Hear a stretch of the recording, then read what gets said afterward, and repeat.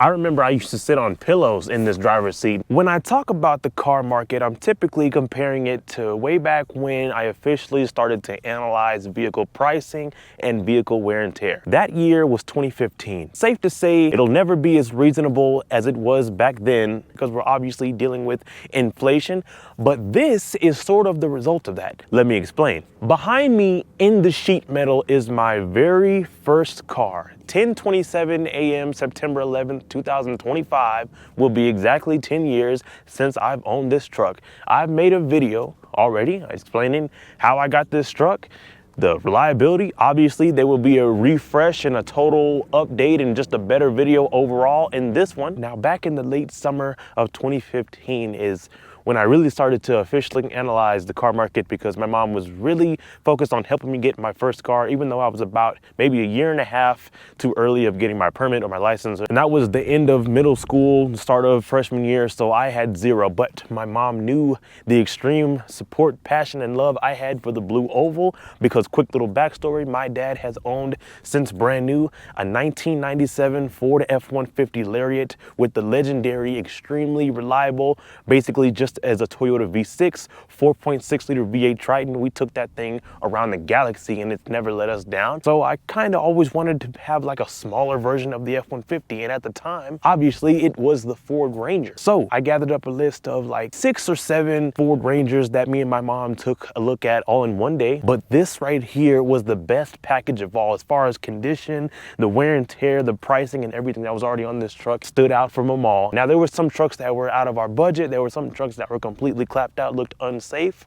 But this one right here stood out, and thank goodness we got the best out of the bunch. So this is a 2004, built in October 2003, sold for the 2004 model year, Ford Ranger Edge 2-wheel drive, 2-door. I know it looks like an extended cab, it is, but it is only a 2-door. Now we'll get to the reliability in a second, but back when we got this truck in late 2015 with 82,000 miles on it. Right now, as it sits right here, it's got 103,000 miles, so 21,000 miles in about 10 years. Personally, in my opinion, I think any type of mileage I put on any of my vehicles is too much, but at least we're still here looking as good as we were back in the day today. All right, here we are getting to the good stuff, the powertrain. Have I had any problems with this 3.0 liter V6? Now, there was 3 engine choices for this early 2000s Ranger and late 90s. I'm pretty sure it's basically the same thing, but you had the 2.3, the 3.0, and the 4.0, the 2 V6s, and I think that was like a little 4-cylinder right there, the 2.3. But this is the 3.0, and yes, I have heard the rumors about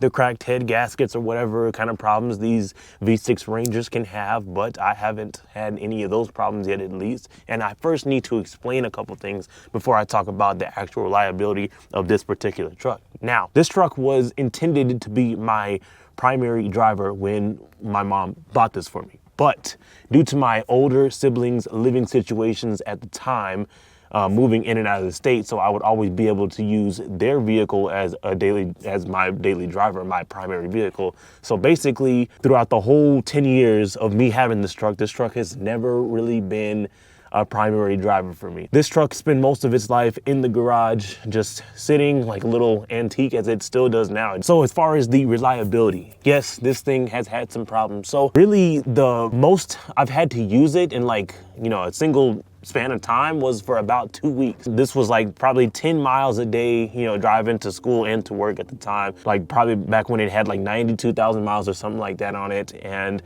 so the previous day it was fine. I drove it to school, let it sit for 8 hours, obviously came back, turned it on, and it was fine. But as soon as I put the truck into gear and pressed on the accelerator, it felt like the engine and the transmission both were spinning in circles in this thing.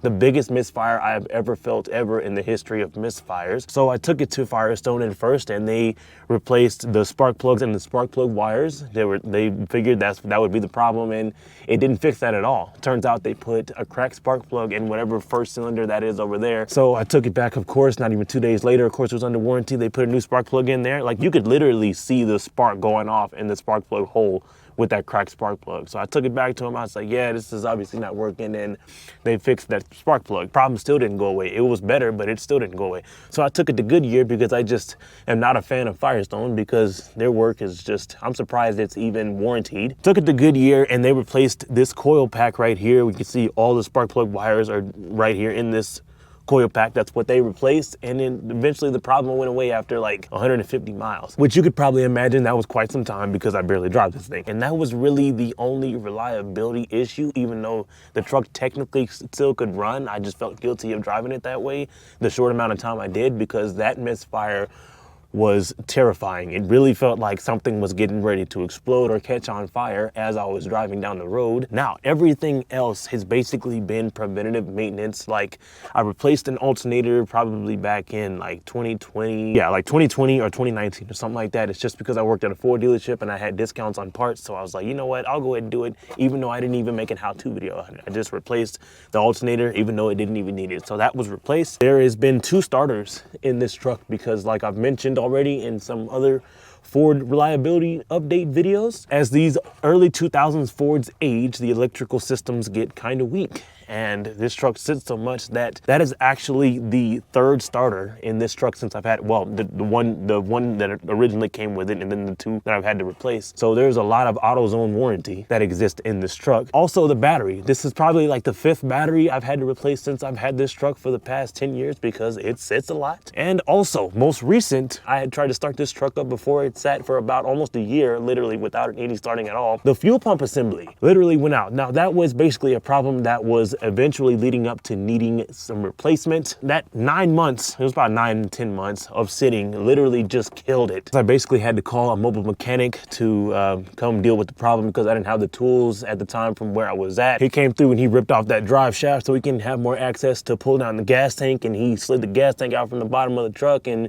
replaced that whole assembly, and the truck starts up like a dream now. Yes, I have a color coordinated, well, not exactly color coordinated because I couldn't find a gray folder for this truck, but this black folder has all the receipts and everything I've done to this truck since, of course, like I was talking about all the AutoZone warranties and just basically everything I've done to this truck since I've had it for the past 10 years and 21,000 miles. All right, so after we let the hood down with this little hood prop right here, bam, now we are at the front of the truck, and these headlight assemblies are new. These fog light assemblies are new as well, and also this brow right here. There was already a bug deflector right here. One day after I backed it back into the garage after washing it, the bug flew right by and I tried to smack it with a towel, and the towel got perfectly wrapped around the corner on that side over there and snapped pretty much this half of it. This part was gone. Then also we have these headlight assemblies, which is basically exactly what I was going for. I still wanted the factory look. Got the switchbacks right here, of course. Had to buy these all separate in their own pack. Forgot exactly where I did. It wasn't eBay Motors this time though. Low beam, high beam right here, and then we have the corner light right here as well, which these are starting to get that yellow like I was talking about in the F-150 video. Then we have these also clear lens fog lights right here with just a regular LED bulb in there as well. Took off the front plate in the bracket because we don't deal with front plates around here. Take a look if you can even see on camera. Ridiculous amount of rock chips and just all kinds of scratches and dings and all that stuff on the front of this truck. It still looks pretty good from a distance, but when you're up close to it like this, it really just makes me want to pull out my hair. Since we got a great view on the wheel and tire combo, might as well talk about this for a second. I love these classic late 90s, early 2000s Ford truck wheels with the little star flower looking chrome in the front that covers up the lugs right here. The wheels are just like this simple, but you got this alloy and sparkly kind of aluminum look going on. So the whole reason why I have these tires, these are actually 6-year-old tires. They look pretty new, but tires already getting that kind of wavy look in the sidewall because it sits so much and it just kind of sits in that one spot of the tire. But these will do for now, since the reason why I replaced, well, I got these new tires, right, is because when I first got this truck back in 2015, it had some 2009 BF Goodrich tires on them, KO2s or something like that, with the really aggressive tread just like this. I kind of wanted to mimic that. I was going to actually get some more BF Goodrich tires to replace those, but at the time it would have been like too expensive for that whole complete job. To do a discount tire, they would charge me like $1,200. Whole set for these were like $400. So definitely a much better choice, even though I do love the BF Goodrich because they have the white lettering like I was talking about in my last video. I like that a lot. But either way though, these wheels over time have started to get a little bit of flaky, at least with the clear coat. It's kind of peeling off of them a little bit. The original antenna, or at least the one that was on here when I got the truck, broke off. So the threads were so rusty that they weren't even really threads anymore, and I tried to tighten it up even more with an adjustable wrench and it snapped off. Pop this little plastic cap off right here and then take the remaining part of the old assembly for the antenna off, and then you put a new one in there and then you put a new one on top of here like that. So I had to replace the whole thing because part of the old antenna obviously broke off inside of this hole. I forgot to mention, and since I'm already speaking on basically the suspension part of the truck, I replaced all 4 shocks. Not necessary, but it was preventative maintenance just to see if I can get this truck to ride any better. Trucks aren't what they used to be. But as far as the brakes, disc in the front and drums in the rear. One day, I forgot exactly when this was, but probably about maybe 4 or 5 years ago, this rear passenger side drum brake started to leak. So if you know anything about drum brakes, there's a cylinder on top of the shoes that pushes the shoes out on the inside of the drum, which creates the friction to stop the vehicle. So the shoe pads got so worn that the little pistons on the inside of the cylinder that push out on the pads pretty much just dropped out, and then all the fluid started leaking out. And it's a nice little puddle. I walked out in the garage one day, I saw a nice little puddle of brake fluid right here on the back of this wheel, on the back of this tire. Took it to Firestone. They said, yeah, you're gonna need all your brakes all the way around, and gonna need to be replaced. They did about a $600 job. I have no idea if these are factory or not. Now, I took them off at one point just to see how much better the truck would look. I think it does look better, but since these were on the truck when I got it, they're a little bit sentimental in a way, so I'm just gonna keep them on there. If you can't tell from this angle, this is not a rust truck. This truck's basically been down south its entire life. I seen a comment in my last video stating that my truck's tint was not 5%. I don't know how someone can tell me what I have on my vehicle. This is triple 5%, and on the front windshield, we have the extra low custom 5% brow, more quadruple 5% right here. Up there, we do have a LED third brake light, even though it does not match the smoke barbecue sauce red color that are on the taillight. And then we have this, I'm pretty sure it's not factory tonneau cover, chrome tip on the exhaust. Here we got a hitch receiver. I'm not sure if that's factory either. Really, all I've added to this truck, besides the tires obviously, and the maintenance like I've already mentioned, is just the LED lights all the way around, and that's about it. Everything else was on this truck, at least when I got it. This is a aftermarket lock. I didn't even know you could really buy these or not, but this is like an aftermarket lock for your tailgate. So let's explain the taillight situation. So like I was mentioning in the front, it's basically the exact look I was going for. I wanted something that looked like the original taillight. I don't even remember where I got all these lights from, because this was back in the day.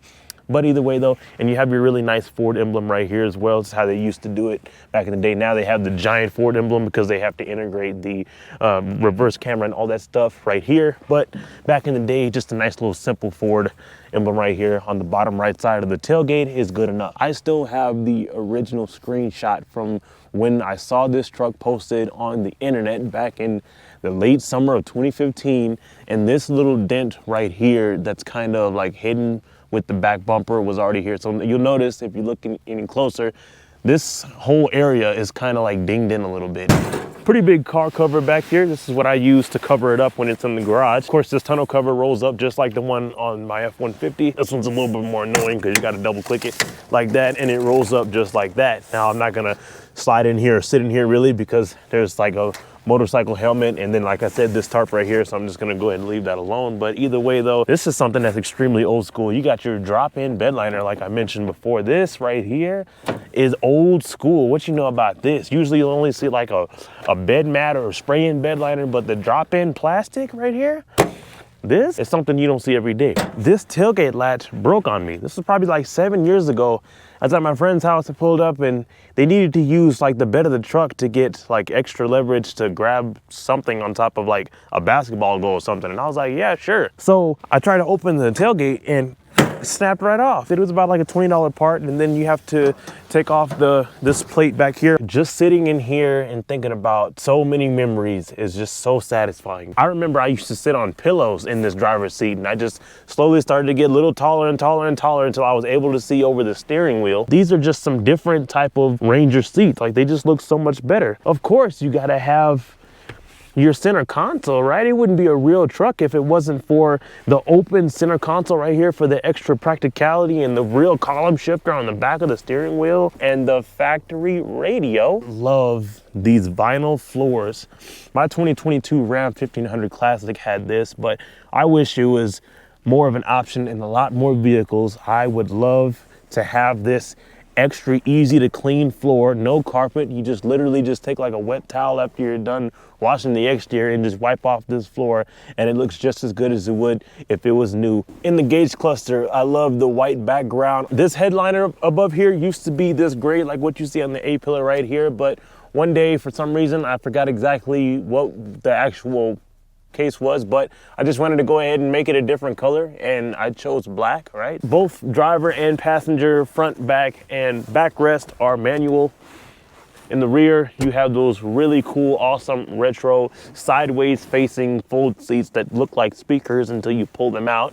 And then you have your nice little backrest that's barely even going to support any of your back. And then this nice little cool brand new looking belt buckle, which of course not many people will sit back here, but I have quite a few times just to sit back and chill. I forgot to mention back when we were looking at the business part of the truck, the bed, just like how I mentioned in my F-150 video, I have not towed anything serious with this truck. Only thing heavy or heavyweight I've moved with this truck was basically a brand new washer and dryer set from Lowe's, and then a 450cc dirt bike. Also, over here to the right side of the radio is where they have the fog light button. So there's your updated walk around of my very first truck in the sheet metal. They don't make them like how they used to anymore. Back when pickup trucks were first invented, they were bought for a reason, right? People who actually had stuff to haul and do stuff with, which is why you had more bed than cab. Nowadays you have more cab than bed. No more naturally aspirated engines, or no more just simple truck situation. When you open the hood of any modern car nowadays, it's basically a giant computer, not really an engine. It's good to just look back and reminisce and see how we used to have it as good as this.